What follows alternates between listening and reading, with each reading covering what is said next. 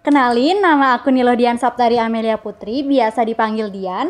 Aku dari jurusan Farmasi, Fakultas Matematika dan Ilmu Pengetahuan Alam di Universitas Udayana tahun 2021.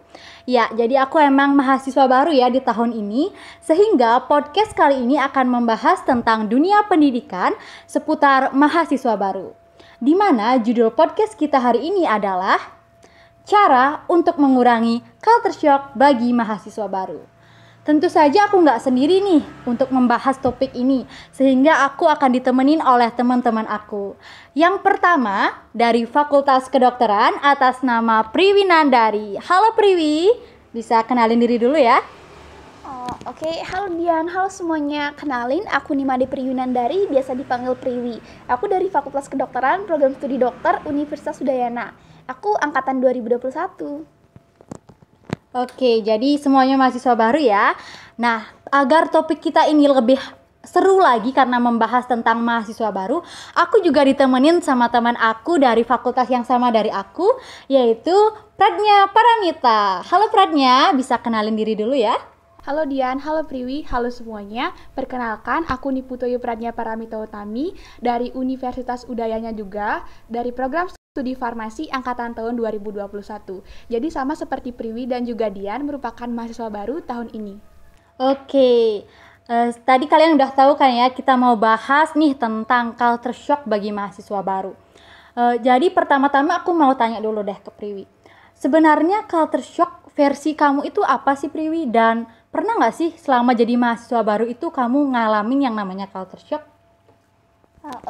Culture shock menurut aku tuh, versi aku tuh suatu kondisi di mana kita belum siap menerima lingkungan yang baru atau kita tuh belum bisa beradaptasi. Kalau kita ngomongin culture shock di bidang pendidikan ya, mungkin sebagai maba aku akan bilang culture shock itu pada padatnya materi semester 1 dan ada rangkaian ospek yang seiring dengan jadwal perkuliahan.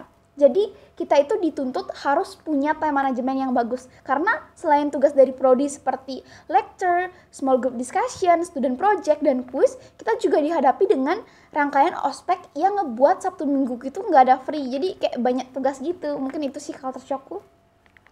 Oke, jadi setuju banget ya, itu perubahan namanya, sehingga yang namanya adaptasi itu sangat penting banget ya saat ini. Oke, jadi kita juga udah kenal nih, udah tahu bahwa di Bali PPKM-nya udah level 3 ya, tapi masih pelajaran tatap muka itu masih belum ada gitu.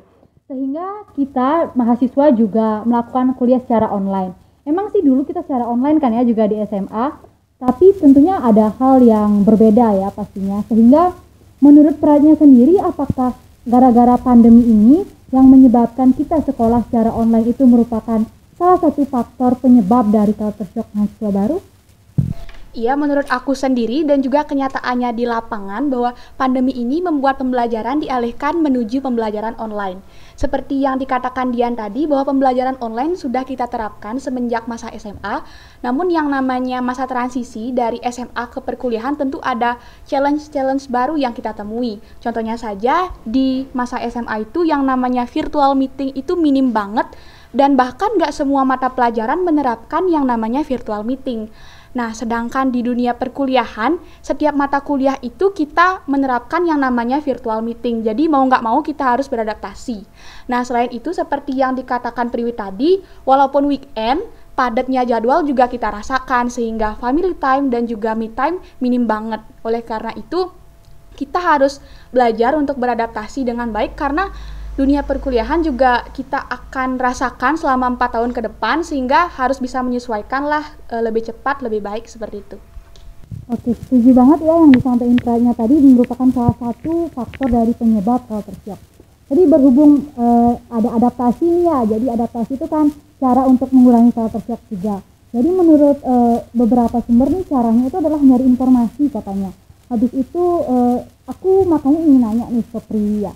Sebenarnya gimana sih sejauh ini langkah-langkah yang udah Pri ambil untuk mencari informasi-informasi seputar jurusanmu, seputar fakultasmu, serta waktu. Bagaimana cara kita memanajemen waktu ya, dari tadi kita belajar waktu.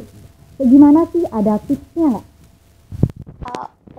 Untuk mencari informasi mungkin aku lebih prefer nanya ke cutting, karena dengan nanya ke cutting itu melatih skill komunikasi kita dan kita juga harus siap untuk belajar dari pengalaman cutting sendiri. Karena ibarat gimana ya, kayak mereka kan udah terjun duluan gitu di dunia perkuliahan. Jadi kita itu lebih ada gambaran umum apa yang do and don't menurut kita selama perkuliahan gitu.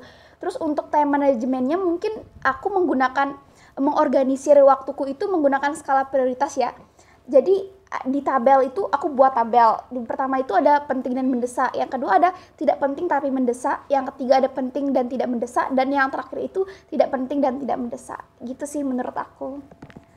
Wah, ilmu baru nih ya, Prat, untuk kita. Jadi, kita bisa belajar dari Priwi cara mengatur waktu dan nyari-nyari informasi biar cepet mengurangi culture shock. Nah, Priwi pernah nggak sih lihat postingannya Pratnya baru-baru ini? Banyak banget ya komentar dari teman-teman barunya. Aku jadi mau nanya nih ke Pratnya, gimana sih caranya nyari relasi ya sebagai mahasiswa baru untuk mengurangi culture shock itu? Misalnya melalui prestasi atau apa? Jadi menurut Pratnya nyari relasi untuk mahasiswa baru itu kayak gimana? Jadi untuk relasi dia, semenjak SMA itu kan aku udah sering yang namanya mencoba untuk ikut lomba-lomba.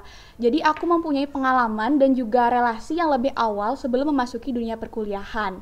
Nah, selain itu dalam memasuki dunia yang baru, kita juga perlu yang namanya membuka diri terhadap pertemanan yang baru. Sehingga seiring berjalannya waktu, pasti kita akan menemukan teman yang sefrekuensi di mana bisa kita ajak berkolaborasi lah. Sehingga dalam perkuliahan itu kita nggak selalu merasa tertekan karena mempunyai teman yang bisa kita ajak untuk curhat, untuk diskusi pelajaran. Ada juga teman yang bisa mengingatkan kita kalau ada tugas, jadi nggak tertekan banget lah. Nah, selain itu kita juga perlu yang namanya meminimalisir kebiasaan-kebiasaan buruk sehingga nantinya kita memiliki rasa tanggung jawab yang lebih terhadap pekerjaan yang kita ambil. Nah, dan juga ada personal branding yang bisa kita tingkatkan melalui keikutsertaan dalam lomba-lomba dan juga organisasi sehingga meningkatkan kepercayaan diri kita dan juga rasa percaya orang lain terhadap diri kita sendiri, yang hal tersebut nantinya mempengaruhi rasa insecure dan rasa culture shock kita sehingga lebih menurun seperti itulah. Jadi intinya mengeliminasi gitu ya. Jadi aku juga setuju nih sama Pratnya. Kira-kira aku sama Priwi sefrekuensi nggak ya sama kamu?